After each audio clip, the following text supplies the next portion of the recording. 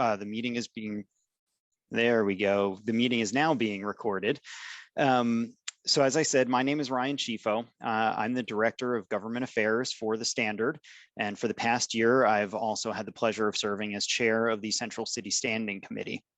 So today we have a very special meeting. The Central City Standing Committee has been a long-standing convening of private, public, and nonprofit Central City stakeholders and leaders to discuss the important topics of the day impacting downtown. The meeting is co-hosted by the Portland Business Alliance and Downtown Portland Clean and Safe. These meetings are open to all who wish to participate. The agenda regularly includes a presentation, discussion, and reports from the Enhanced Service District Special Committees focused on cleaning and retail advocacy. Today, we're proud to have the committee serve as host for the first of several community listening sessions. These are designed to provide key stakeholders a chance to have direct input into the renewed scope of work for the Downtown Clean and Safe and Enhanced Service District. The official hosts for today's listening session are Downtown Portland Clean and Safe, the City of Portland, and the Downtown Retail Council. So the question that we're addressing is, what services will help make downtown Portland clean, safe, and successful as we recover from the COVID-19 pandemic and the economic recession? So that's what we are looking to hear from for the folks who signed up today. We have dozens of downtown businesses and organizations that signed up to participate. But before we get to that and open up the meeting for comment, I want to turn it over to Geraldine Moyle, who's the Senior Strategic Projects Manager for the City of Portland.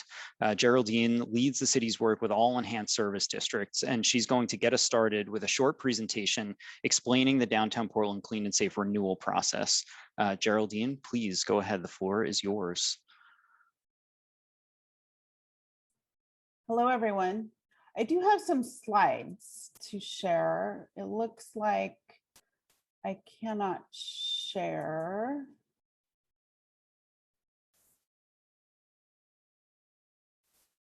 But while that's being worked out, my name again is Geraldine Moyle. I'm a Senior Strategic Project Manager at the Office of Management and Finance, and I am leading the city team focused on enhanced service districts. With me today is Scott Carter from the Revenue Bureau, Laura Oppenheimer and Janet Storm from the OMF Communications team, and Contron from Mayor Wheeler's office. All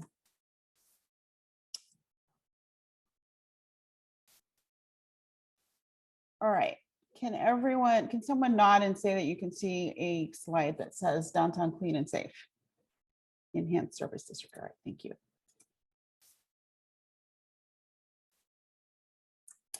So just to ground you in general information on enhanced service districts and downtown clean and safe, an overview of why we are here today, and information on alternative ways you can provide input into the process. So enhanced service districts are privately funded zones authorized by the city to pay for services in the zone that are supplemental to those provided by the city. Enhanced service districts are established and governed by City Code Title VI, which is special taxes, and Chapter 6.06 within the City Code, which is about district property management licenses and fees. These districts are managed and governed by the nonprofit organization established with the creation of each district, and properties located within the districts pay district property management license fees for the expanded services. The city, our Revenue Bureau, collects the fees and distributes the funds to the nonprofit who provides these services, either directly or by contracting the services. The revenues collected are used to provide cleaning, security, crime prevention, business development, transportation, public policy, housing, and marketing and communication services as agreed to in an agreement between the city and the enhanced service district. And it could also include any other services that benefit those properties in the district. The Downtown Clean and Safe Enhanced Service District was established in the city of Portland in 1994, and at 4 decades old is the city's oldest and largest enhanced service district. Clean and Safe is the nonprofit formed by the license fee payers, again, to represent the district, and has been the provider of the services since the ESD was created. The district currently has 426 ratepayers.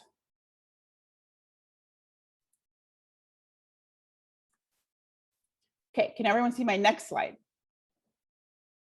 It's working.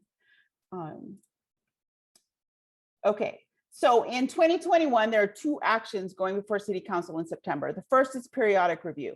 Every 10 years, starting in 2011, the Downtown Clean and Safe ESD is subject to periodic review. This is where the City Council conducts a public hearing or hearings to determine whether the license fee should be terminated. A district can also terminate during any year if property owners who together contribute more than 33% of the district's total revenue submit written objections. The second item that is an action before City Council related to Downtown Clean and Safe in 2021 is the contract. The City Enhanced Service District Partnership, the obligations of both the city and the Enhanced Service District, and the scope of services the fees or funding are formalized in a District Management Services Agreement contract, which is authorized by City Council. This year, the contract agreement for district management services between the city and Clean and Safe expires on September 30th, 2021. The city team has initiated conversations with the Clean and Safe team to collaboratively negotiate the new contract and scope of services. We need your input as ratepayers and the community regarding what is working, what's not working in the district, opportunities for improvements, and to identify what services are important to consider and include in the scope of work for a new contract. There are several opportunities over the next few months to learn more about the district and provide your input. The city with Downtown Clean and Safe are hosting ratepayer focused listening sessions like this, as well as 2 citywide listening sessions in July.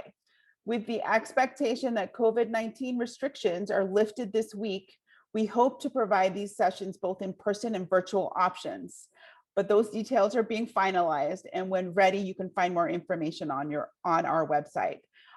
So just have patience with us as we figure out with the new requirements as they are rolling through this week, what an in-person public meeting might look like and how that might be facilitated. So we're trying to do that, but we will always provide an option for a virtual connection as well. In addition, both as I said before, the periodic review and the contract renewal will also go before council in September with the date and time to be determined. We do have a new ESD website on portland.gov where you can find information on enhanced service districts in the city, current project and event information, a comment form to provide input or ask questions, links to the code, and also to the Revenue Bureau for fee payment information. And we've also linked to each of the 3 existing ESD websites. So if you're not comfortable providing input in a listening session or you're not able to attend, you can certainly go to the new website and provide your comment and input via that. You are also welcome to contact me. My email address and my phone number are both on this slide, and feel free to reach out to me if you'd like to talk about it directly. And then finally, on a related note, an audit conducted in August 2020 by the Portland City Auditor recommended that the city provide more oversight by reviewing enhanced service district's purpose, the city's responsibility, and revisiting district agreements.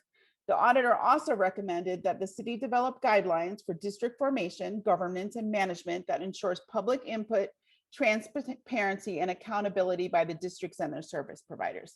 Our audit response is in process and will include all the things you see on this slide on the left. Information on scheduled community engagements will be provided here when scheduled on the website, and we'll announce them in other ways as well. In the meantime, if you would like to provide input or comments or thoughts on the audit specifically or enhanced service districts in general, please use the comment form on the website or reach out to me directly. Again, my phone number and my email address are on this slide as well. And if you're interested in the audit, which is a broader audit of all enhanced service districts and not specific to Downtown Clean and Safe, you can find the audit on the City of Portland auditor website. And I've also included the direct link if you just want to type that in and go directly to the audit. So I think that is it, Ryan, and I will unshare my screen and turn it back over to you.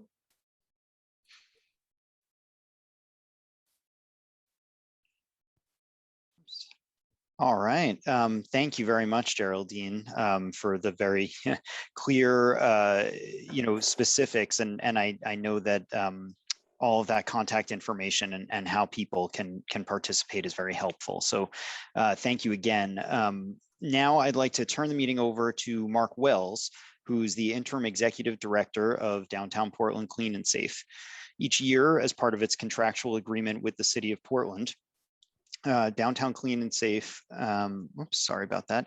Downtown Clean and Safe conducts a survey to measure the sentiment of downtown businesses, to inform public and private city retail strategy partnership, and to inform the work of Clean and Safe.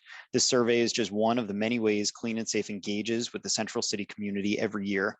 To frame up the meeting, Mark is going to present his findings of the 2020-2021 survey. Thank you so much, Ryan. Good afternoon, everybody. Again, my name is Mark Wells, the Operations Director and Interim Executive Director of Downtown Portland Clean and Safe. I'd like to thank everybody on this call for your valuable time to provide us with your comments and feedback. So in the sake of time, I'll run through this pretty quickly, but I want to share our annual business survey with you. Next slide, please.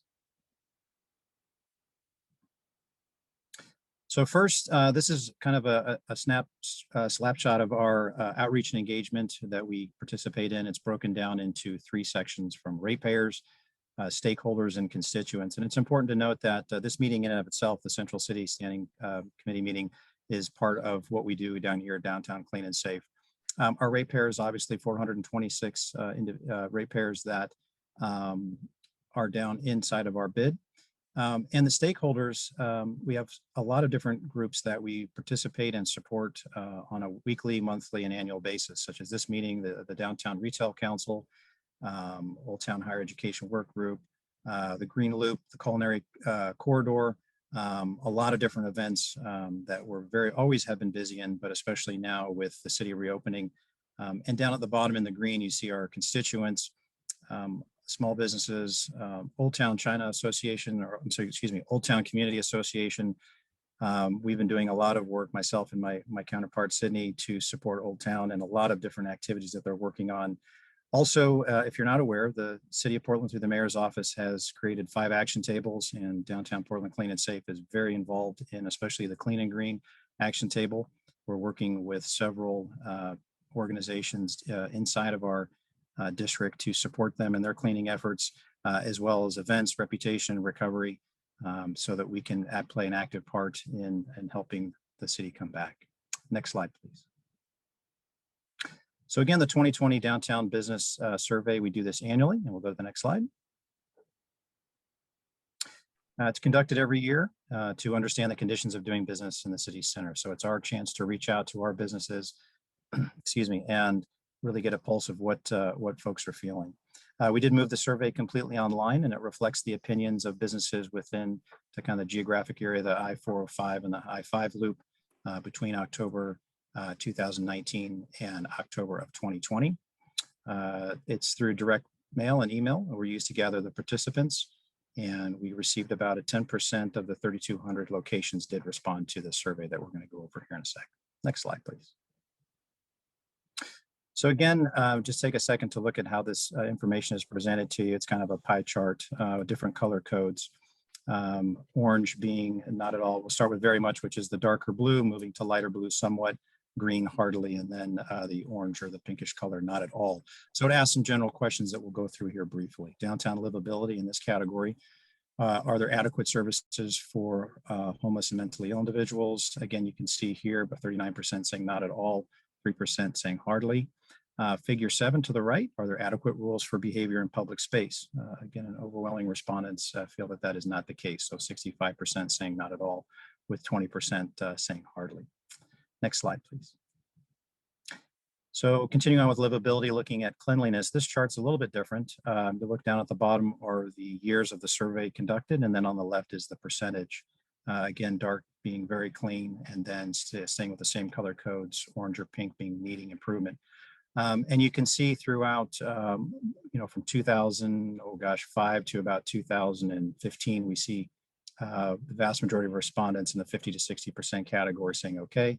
And you'll notice this trend. You'll see a spike starting around 2018 where downtown cleanliness, most respondents feel needs improvement. Next slide, please. Impact, oops, go back one more, please. There we go.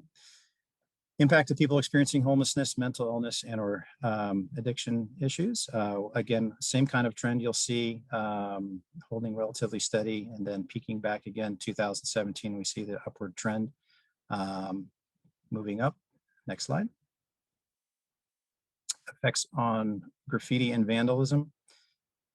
Again, staying relatively consistent up until again around 2018. And we're seeing that consistent spike right around 2019, obviously, when COVID impacted us. Next slide, please. This is an important question we look at overall. How does your business view public safety in the defined area above? So again, we had safe to moderately safe was the bulk of respondents from 40, just a little bit below 50% throughout the majority from 2001. And then again, we see that spike in 2008, end of 2018 going up. Next slide. So looking from those trends, we transition back to the pie chart and looking at downtown livability. If you called for downtown Portland clean and safe services, so again, that would be primarily for our cleaning and security services. In the past year, how satisfied were you with the service? And here we have about 72% are somewhat satisfied to very much satisfied. And so we're proud of that. That's getting direct feedback from our ratepayers and our customers on how we're doing with whether it's responding to an individual trash cleanup or a security issue. And next slide. And this question asks the value of holiday lighting program to businesses. A lot of folks don't understand that downtown Portland Clean and Safe is responsible for this program and bringing a lot of Christmas cheer and lights to downtown. And again, we see 82% are rating it as somewhat or very much agree that this does bring value to the downtown area. So again, we're happy to show that. And the last slide here with statistics, most important factor for businesses locating or staying downtown. Again, the top row shows you the years. You will note in 2019, we don't have any data. We had moved the survey from the beginning to, or from the end to the beginning of the year. And with COVID, we were not able to get that data in there. So you'll see that's why there is no information for 2019. But ranking it, it stays pretty consistent. Central location, proximity to other businesses, accessibility, density of people, and then rounding out to public transportation, again, as the important factors for being downtown. And down at the bottom, figure 15 factors that need improvement. Again, a pretty consistent rating here with homelessness at the top, cleanliness, vandalism, and then moving down to those other areas down at the bottom. So, and I believe that's the last slide, if we can go one more. So that's the, again, all of this information, if you have not been to our website, you'll see on the slide down at the bottom right is downtownportland.org. I would encourage you to please go to our website, check it out if you haven't, and also go into all of our reports. We have a lot of information that's focused on the information we went through today, also on retail pedestrian counts and a lot of different information that we provide to the general public to see what all we're doing. So thank you again for your time for coming today, and I will hand the meeting back over to Ryan. Thank you so much, Ryan. Thank you, Mark. And thank you again to Geraldine. Thank you both for the presentations. We are now ready to start the listening session. So just a few bits of logistics here before we get started. We have several dozen downtown businesses that signed up for the meeting. We're going to provide everybody with an opportunity to provide comments within the constraints of the time we have. And we do have to end on time to be respectful of everybody's schedules here. So in that vein, we would like everybody to please limit your comments to 2 minutes each. I will do my best to sort of keep time and gently signal if you're going long. You certainly don't need to take the full 2 minutes if you don't want to. The final comment I'll note will be at 1:22, so that way we can wrap things up by 1:30. Today's session, the comments are going to be just for, it's dedicated to the input for downtown businesses and organizations. There are other opportunities if you're not a downtown employer. As Geraldine noted, there will be several opportunities to provide input outside of this sort of more narrow session. Now, as far as taking comments, I know that in the registration, there were a number of businesses that signed up, and it might have been a little bit unclear whether you were registering just for the meeting or to make a comment. So I'm going to go through the list, and to make sure we don't exclude any of our downtown businesses, I'm going to call on everybody in the order that people registered. If you didn't want to make a comment, when I call your name and organization, your mic will be turned on, but you can certainly just let us know, say no comment, no thank you, or pass. Or I suppose if you don't say anything after a moment or two, then I'll just move on. So I don't want to put anybody on the spot in case there was confusion, but I also don't want to exclude anybody. So I'm going to go through the list, and hopefully we get through everyone. Please try and keep it to 2 minutes or less. And so we'll start here. The first person I've got on my list is Tessa Patterson with the Hoxton. Tessa, are you here? I am, yeah. All right, thank you very much. Yeah, I don't have a ton to say, but I just, as a business in Old Town, we definitely benefit from a lot of the things that Clean and Safe offers. But some of, I think, the challenges are, as an enhanced cleaning district, I think it would be helpful in this process to kind of define what is the base level of what the city is offering for the downtown core, and then what gaps is Clean and Safe planning to fill in. And I think from there, we would be able to maybe have a clearer definition of what is Clean and Safe responsible for versus what is the city responsible for, and Portland Bureau of Transportation and the roads, and those sorts of things, so that we as business owners know what we're asking for and what we should be expecting to get from Clean and Safe versus what we should expect to get from the city as businesses that are paying taxes to the city of Portland. That's really it. All right, thank you very much, Tessa. Next, we have Andrew Spack from Barron Liebman. Andrew, are you here and would you like to comment?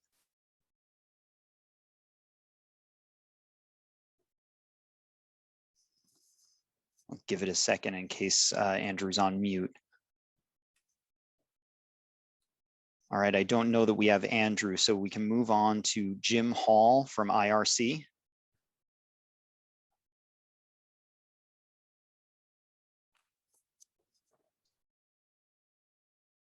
No comment.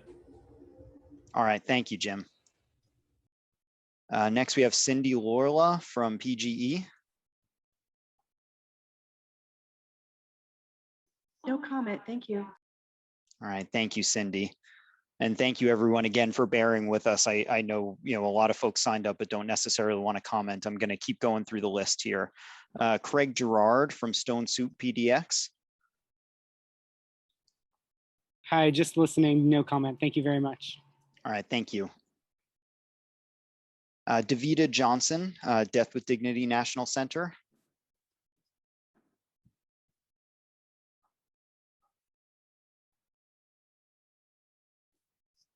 Okay, I'm not sure we have Davida.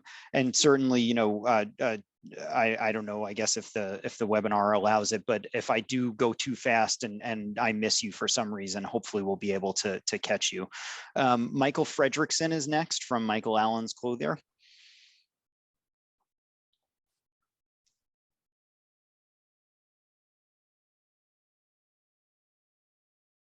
Okay, we'll move on. Toby Martin from extensis.com.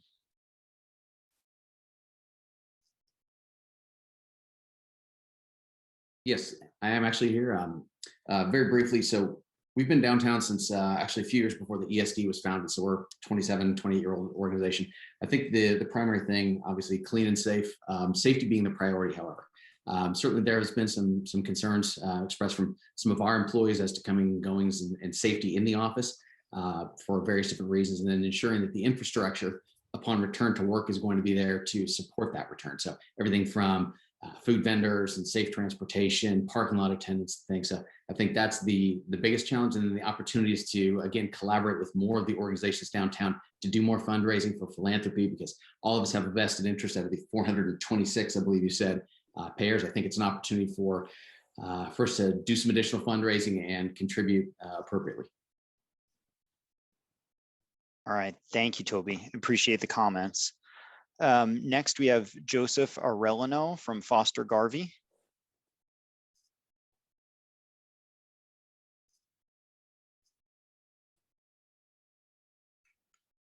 I see Joseph there. Are you having trouble coming off mute? Can you hear me now? There we go. Yep, we hear you now. Great. Thanks for having me. I'm the Portland office managing director for Foster Garvey, and our main concern is having an environment that will allow us to encourage folks to come back to the office. And we're wrestling with those issues. And right now, most, I would say 90% of our office has been working remotely.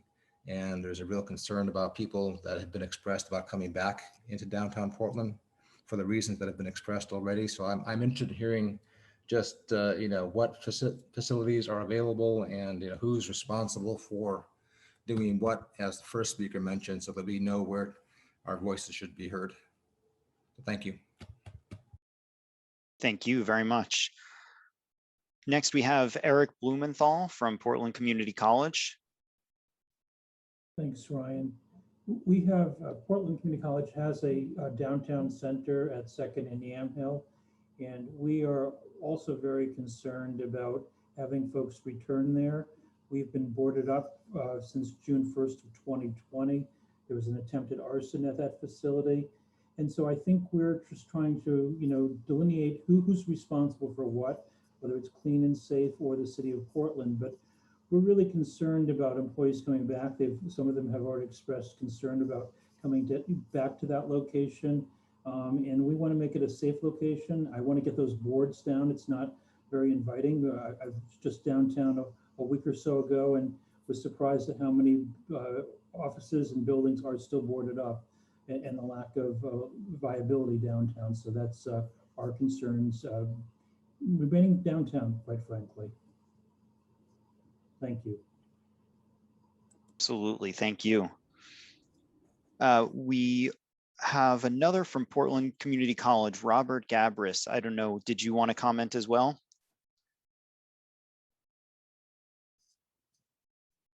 No, I don't have any other comments. Thank you. All right, thank you. I appreciate it. Next is Darren White from Providence Hotels.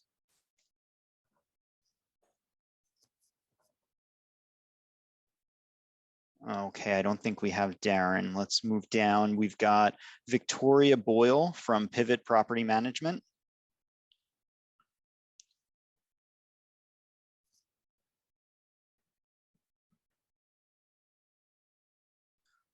Victoria, I think you're still on mute.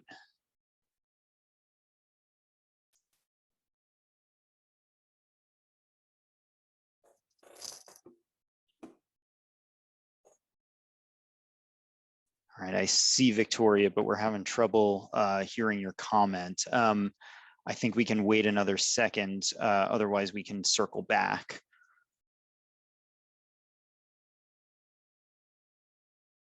Okay, why don't we move on for now to Deanna Amende, LPC West.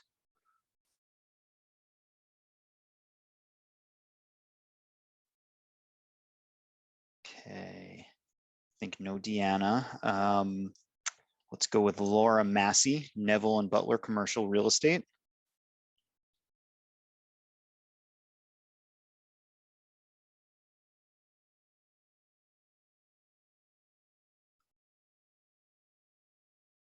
And Laura, again, I see you're here, but I still see you're on mute.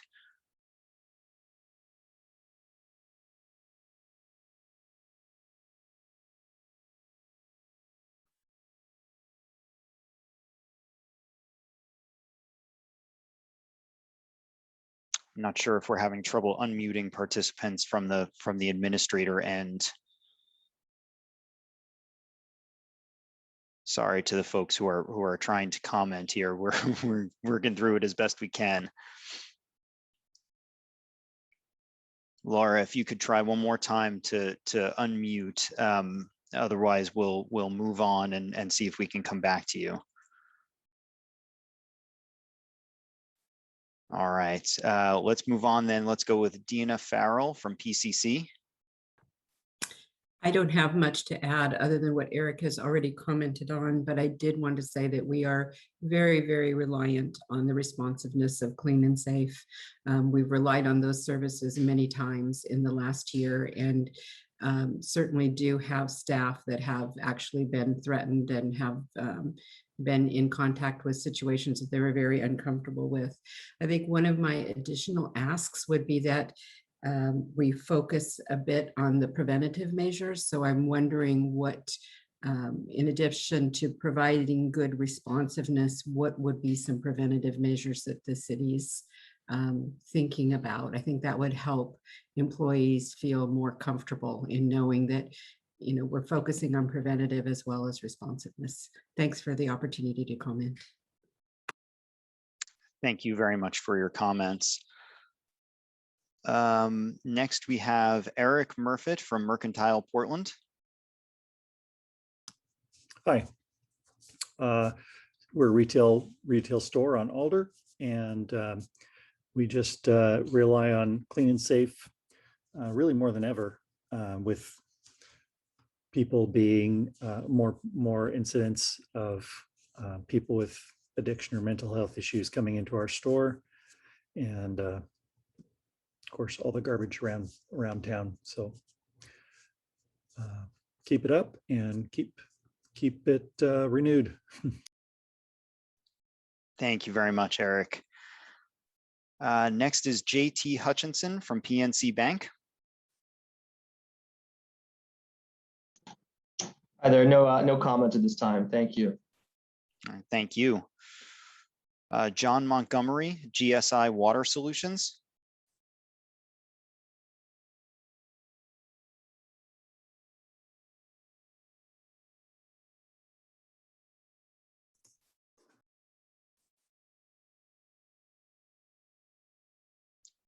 John, I think we had you there for a second. Check your mute again, please.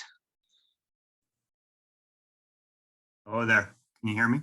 Yes, I can hear you now. Thanks. Great. Again, I think I'm just going to echo some of what I've heard before. We're located just 2 blocks down from the PCC location, and you know, similar concerns. We're a consulting company, so we have 40 employees going to that location, and the concerns I'm hearing are about personal safety, cleanliness, you know, mental health issues, you know, addiction issues. I'll echo what I think it was Dina said, is also would be good to hear what preventative measures the city is planning on taking, so we can message that out to our employees.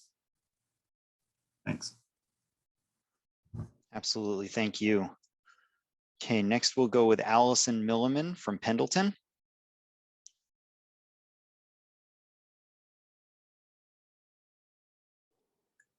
No comment. Thank you. All right. Thank you, Allison. Carrie Murphy from Washington Federal.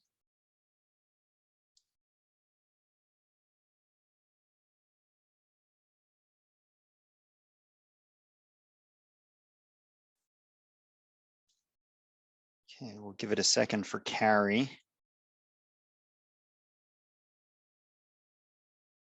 Okay, let's move on to Brad Clark from Pearson Vue.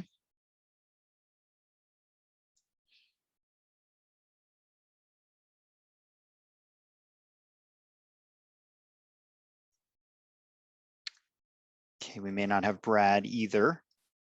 Let's go Bella Macari from Work & Co. Hi there. Yes, I actually am just mostly echoing what you've already heard before, but I think for us, we haven't brought all of our people back to the office yet because we have also had the safety concerns, and that's what many of our employees are telling us. And Clean and Safe, we've used your services plenty of times prior to the pandemic, and we're always very pleased. But I think that now with the increased number of incidents and violence and trash, etc., perhaps as a preventative measure, having a larger patrolling presence, not police, but you know, the Clean and Safe folks, because we've gone into the office several times and had to wait until a small brawl was ending before we were able to get into our building, etc. So I think that might be a good idea. And I would also like to know the difference between what we should expect from the city of Portland versus clean and safe, et cetera. Thank you. Yeah, thank you very much. All right, next we have Lauren Armani from Sisters of the Road. Hi, everyone. Thank you for putting on this community listening session and for listening to all of our voices. Based on our community feedback and the feedback from the auditors, which we have read, we do have a lot of concerns about how public space is being managed in the downtown clean and safe district. And so we came up with our own list of suggestions that we've run by with our community members and a lot of small business owners. And that is to remove private security patrols from public spaces, remove the ability of enhanced service districts to fund Portland police sworn officer positions, remove all public money from enhanced service districts since they are an additional service, and then disallow clean and safe to contract with the Portland Business Alliance for management services. We also think that ESD renewals should be put on the ballot for people to actually vote on if they are operating in the public right of way in any way. We also think that we should get rid of the downtown security network and ESD partnerships with the district attorney's office. And then ideally create an opt-in system for residents and businesses who do not wish to receive the services and to not have to pay into the ESDs. We have a very large concern with the funding of services to quote mitigate unquote the houselessness and cleanliness issue without actually looking at the root causes of this issue, which is funding and resources. So unless we address those, we think that putting money into these services is only going to continue the problem. Thank you. Thank you, Lauren. Next, we have Ryan Doss from Elephant's Deli. Can you hear me? Yes, indeed. Okay, great. Hello. I'm just kind of curious a little bit more about the community ambassador position, as well as if there's any sort of addressing of mental health on the streets, because I see this as one of the areas that is, until things get violent, mental health is just kind of ignored. And then on top of that, I was wondering, what is Clean and Safe going to do to turn around sort of the numbers and figures that we've just seen on the survey? And that's it. All right, thank you, Ryan. We have Sarah Daley from Commercial Realty Advisors. Hi, this is Sarah. Thanks for holding this listening session. I just wanted to echo everything that Lauren from Sisters of the Road asked for, especially I don't think it makes sense for PBA to manage or be connected to Clean and Safe. And I don't think that PBA has shown the ability to provide the level of transparency that is appropriate for public safety, public health, and public interest. It's a special interest group and it's not an appropriate management structure. So that's the feedback that I have. All right, thank you, Sarah, for the feedback. Heidi Glynn Finnegan from One Medical. Hi, thank you for organizing this. I don't have anything to contribute. I'm just listening to, listening. Thank you very much. Absolutely, thank you. Molly Newgaard from Blue Sky Gallery.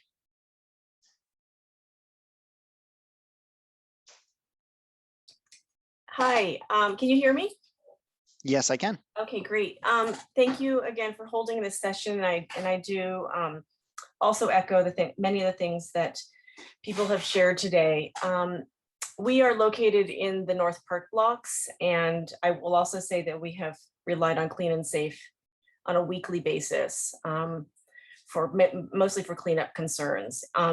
So being in the North Park blocks in the DeSoto building with a number of other galleries and art spaces, I think we're all concerned about our audiences, and we rely on people coming into our spaces and tourists or out of town guests, and sort of how that's taken into consideration in providing a safe and clean environment. And also, I'm wondering too about the activity that we witness in the North Park blocks, and sort of whose jurisdiction that comes under, and what measures are in place to create a safer environment for both employees and visitors. Thank you.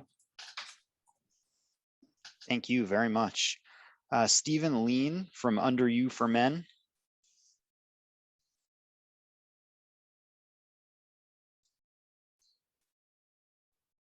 Good afternoon. Can you hear me? Yes, we can. All right. Thanks, Steve. Unmute takes a little while to show up on your screen. Under You for Men's a retail store downtown Portland, 15 years. And I am got a couple of input suggestions. One is regarding clean and safe foot patrols. I'd like to see expanded foot patrols on Sundays. Sundays are the second busiest retail shopping day in downtown Portland. It has come back tremendously. We are now at 2019 sales levels in the retail store. Downtown is starting to feel safe for our customers again. And I'm very pleased with the clean and safe responses that we've been getting when we do have issues. I am actually supportive of the PBA and Clean and Safe Alliance and structure and management. I do, though, wish that there was more transparency, especially over how the funding is actually spent and where it's going. And that could just be that that information isn't as disseminated as I wish it would be. I have some concerns regarding the Clean and Safe foot patrols and interactions through parks properties. In the past, foot patrol has not been able to enter any of the parks area when there's an issue and had to rely on park ranger responding. I hope that issue gets solved completely and there's transparency to the business community that Clean and Safe can respond when we see something in the parks that are adjacent to our business. Overall, I want to thank the Mark and the Clean and Safe crews for their help, especially when there are things like human waste, hypodermic needles, all of those things that without your services, we would be jeopardizing our employees' safety. Thank you for being there. I appreciate it. All right. Thank you, Stephen. Jennifer Knopp, Tender Loving Empire.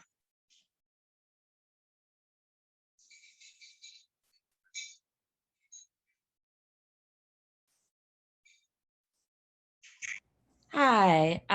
First of all, I would just like to say that I'm not speaking on behalf of the company, but as a citizen. It's been really interesting listening to everyone here talk. And you know, all these comments from these bigger companies that are getting brought up, and it just seems to me like a lot of you don't spend that much time downtown to begin with. Our store staff really does rely on Clean and Safe. I can't deny that. I don't think that's because Clean and Safe does such an exemplary job, but there really is no other option other than our violent police force that we know are you know, not always the kindest to people in mental crisis, especially lately. Really my main reason for coming into this meeting to begin with was back in April, 2 people on, I believe your board, came into our store and told our store staff that there was going to be a protest run by Antifa and anarchists out of a park that is closed. This protest didn't happen, but the messaging sent by your non-uniformed messengers seemed to function like a scare tactic, to the point where it had us board up, which is a really big expense for a small business. And I'm wondering what the purpose of these types of messages are holding, you know, other than encouraging small businesses to board up, which feeds into your partner's agenda, it seems, that downtown is scary and that we need more policing there in whatever form you can muster. It just seemed like a really inappropriate thing. And didn't seem like it was in support of the businesses, but in support of something else.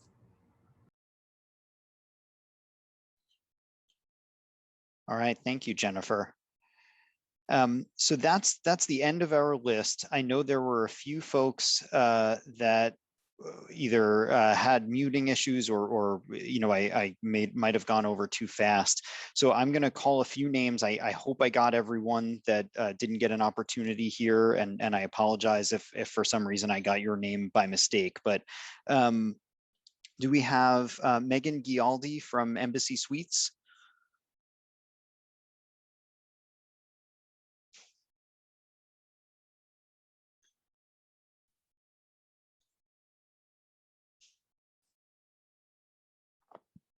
Megan, I see you there, and it looks like you came off mute for a second, but are muted again. Sorry, we'll too fast. No comment.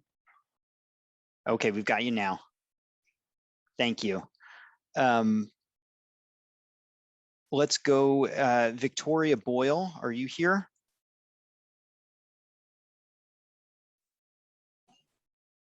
No comment, thank you. Okay, thank you, Victoria. Laura Massey.